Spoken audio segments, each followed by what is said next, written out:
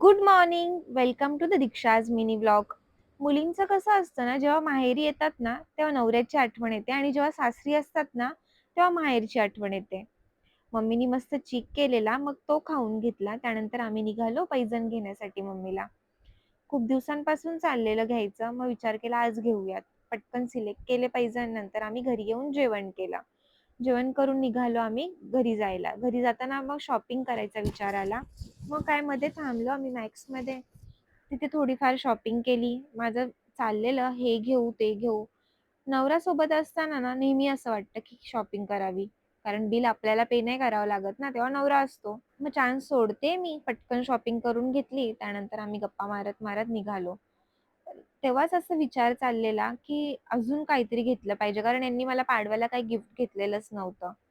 पण विचार केला जाऊ दे आत्तापुरतं एवढं बस झालं. मग नंतर भूक लागली म्हणून आम्ही मॅगडीमध्ये थांबलो. मॅगडीमध्ये मस्त फ्राईज खाल्ले, कोक वगैरे पिला. मग निघालो आम्ही घरी. तर असा होता माझा आजचा दिवस. भेटूयात आपण पुढच्या ब्लॉगमध्ये.